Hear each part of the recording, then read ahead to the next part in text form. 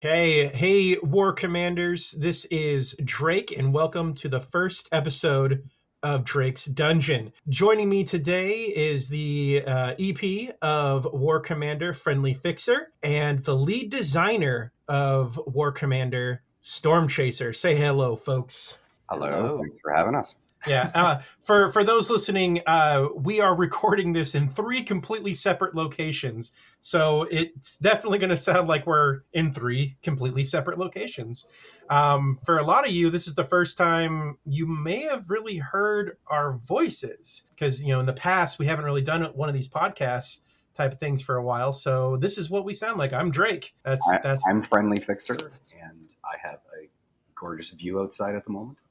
And I'm what about with no view of anything. no view. Stormchaser actually works in a dungeon, much like this podcast. I wanted to get you guys together to talk about some of the things that have recently come out in War Commander, and to also talk about some of the things that are going to be coming out in the future. Mostly so we can have a nice little conversation with the community about why we've added certain things, and really to get people, looking forward to what's coming up down the road. To talk about just what's been happening the last month or so, we've had a lot of great units that have come out. We've had Ace, Dylan, the full version of Luke, Dennis, and we've had Command Center 16 that's recently joined things. So first things first, what are you two most excited about with Command Center 16? Well, I will let Stormchaser go first. As designer, I'm sure he's got a lot of interesting things to say on this. Yeah, in past command centers, we've always tried to add a lot of defensive content to bring some balance to all the offensive toys that we release between each level of CC. And this time, I think the first thing I upgraded was the low wire entanglement and the dragon's teeth around my base. Found them particularly valuable this past zombie event when the zombies were getting caught in the low wire entanglement. Bought my forces more time to chew them up. Yeah, the rocket silo levels that helped a lot for the additional levels on the rockets themselves because they hadn't gotten any love for a long time, and some of those rocket types were not really viable until these new levels. Yeah, thank you for pumping up my Earth Shatterer rockets, by the way. I appreciate that. Yeah, it seemed good to be rewarding you for making a decision to whether your rockets are targeting air or ground, as opposed to the more generalist ones that seem to hit everything. Yeah. FriendlyFixer, we've talked before about having super walls that we were going to be adding to the game. I feel like it's gone all the way back to Command Center 14, if I'm correct, and they haven't quite made it in yet. If you could give a little, give us some insight as to why the super walls still aren't here. Sure, I'll do that. I do have one thing that I wanted to say first. Sure. The CC16 feature that I actually enjoyed the most was the upgrade to the drone silo. I liked that my drones did not immediately get destroyed, and I can only imagine the look on people's faces when they missile my drones or shoot them with something and the drones keep shooting them. I really like that. Yeah. No, that is definitely a great feature, especially with more and more awesome units coming out that are a bigger and bigger threat to the bases. Having that extra range and the ability to keep the drones alive longer is definitely been a lifesaver. And now to answer your question, super walls are a bit of a contentious topic. I'm going to be a little bit humble here and accept this was largely my fault. I had some ego thinking that I would be able to solve a technical challenge in terms of providing a fast, accelerated way of sorting this new thing in the game. And to go back to what it was originally intended to do, was to try and improve the rendering performance of the game by cutting the number of walls in your base down to 1/4 of them. So when we're rendering, we'd only do 1 wall instead of 4. But in the end, after working on it for quite a long time and trying to improve the performance, getting the correct sorting so that it looked good in all situations was just not possible with everything happening on the CPU, all of the rendering and all of the sorting. And in the end, the performance gains that we had from rendering less did not materialize nearly as much as we had hoped. And the cost for sorting was definitely higher than the naive, simple sort that we have already. So in the end, there was no benefit to the player to put them into the game. So we have chosen that we will not be putting them in the game in any time of the foreseeable. Yeah, and I think that's ultimately for the best. I mean, if the goal to make it so things can perform a little bit better just doesn't actually come from this, then yeah, I think as long as people are still getting the protection that they need, that's the most important part. Yeah, and I think we've achieved that with the higher level walls and the newer CC releases. All right. So the Hive is like no other unit we've really seen before. It has drones that can attack both air and land. You can use this really in numerous ways. You can attack, and the drones that it spits out can attack vehicles, infantry, the air units. So my question for Stormchaser is, how do you see the Hive changing the game? How do you see it changing War Commander? Well, the way I've been seeing it when I have been using it along with my heavy platoons is it provides a nice drone shield, a good safe distance away from all my really expensive uniques. And this has been, I think, more effective than the Cerberus in many ways, because with the Cerberus, when I'm running that with my heavy, I get the drones pop out a little bit in front and they pull a lot of Overwatch fire on top of my whole platoon, versus the Hive drones. They get a good distance further away in front, away from the rest of your guys, because they're not tied to the unit. They kind of move independently as their own separate units. And as a result, like, they can go ahead and trip an Overwatch shot, and then my heavy, stronger units can go in and neutralize the Overwatch without taking that full volley of damage. Yeah, the way I've been kind of using it is more slowly and methodical, like kind of hanging out in the background and letting it spit out all the extra units. And then once I have those, I just send them off to do what I need them to do. I feel like when I've tried to kind of go head on into a battle with the Hive, I haven't had the best of luck. But when I stick back and really plan for how I'm going to use it, I can almost completely tear apart someone's base all by itself. Yeah, if you're able to find a safe target to keep launching more drones against, you can definitely build up a very large army to move in with. I also found it really valuable versus the last boss fight with in the zombies versus Kane. Just having him there continually pumping out additional drones eventually meant that I had so many different units beating on the boss that even if he was able to kill some of them, he was eventually going to go down. That's actually 100% what I did during Operation Deadfall. That's exactly what I did against Kane. So let's talk about the Ace. The survivors finally have their high altitude unit.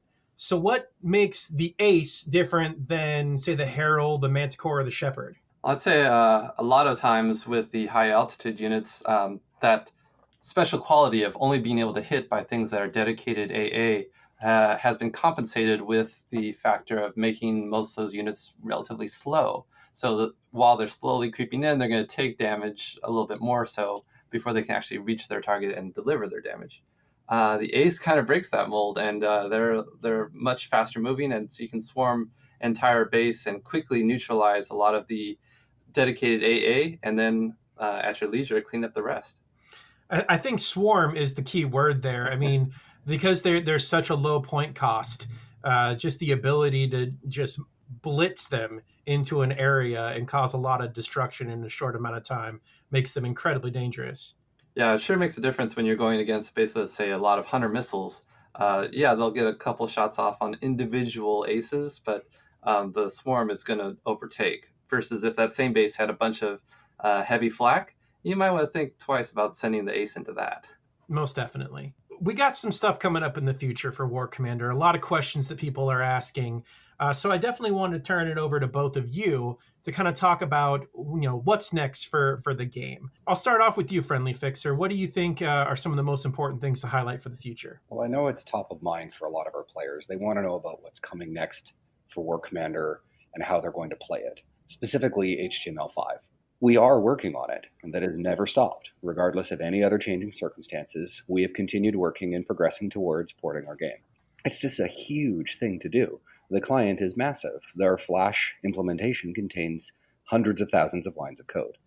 On top of that, we have some architectural challenges that need to be solved before we can do a port. One of those is a thing that we call AI box. And I have in the past talked about that as a dual simulation or the battle simulation. What that is a cross-compiled version of our battle server embedded in the client. It's downloaded separately, loaded, And it is the primary reason on why loading the game takes as long as it does. Downloading that is not fast, decompressing it, and then actually starting it up with all of its data. So there are some advantages that we can gain, and we have to do this work anyway. I will be writing a more detailed post about exactly what you're going to see in terms of those advantages, but a quick preview is less loading time when you initially load the game, less downloading time of a whole bunch of data that is only used some of the time, and less CPU use in ticking that. It does, however, mean that there is also going to be some changes that we're going to have to implement. The GoGo bar currently uses that simulation and is just entirely on your machine. That is going to have to change since we will remove that simulation, and a GoGo bar battle will actually be a simulation versus a battle server. Well, we do have new players that come to the game all the time. And it's been a long time since we've really updated our new user experience in the game, which has been a project that we've now been working on for a while now. And we're hopefully going to be releasing that to the community in the next month. Can you guys speak a little bit to our new user experience? Yeah, I can jump in on that one. It is true, like you said, for a long time, years, we've just been ignoring the new user experience. And we have a very dated tutorial, and it pretty much enters players into the game rocking those riflemen and rhino tank and wondering what targets they'll be able to hit in the game, which nowadays is not much. I think only way new players have succeeded is with a lot of help from other players in the community who kind of took them under the wing and say, here's the things that you need to help to become a strong player in this game again. We appreciate all that help for all this time, but we've been seeing that we want to be able to give a brand new player a decent start in the game from day one now. Our first step towards that was having these offers that come out. So immediately after you finish the tutorial, we give you a bunch of modern relevant stuff to give you a jump start with. That was a quick Band-Aid. We want to do a better job of not just giving people things when they start, but also teaching them how to use some of it. And so we're trying to cook up a series of bases that you can hit as new users that will teach the basic game mechanics and how to go about improving and getting better in the game. And going hand in hand with that, we're making some changes as well to where new players exist in the game. A new player shouldn't necessarily be a burden on the rest of a sector.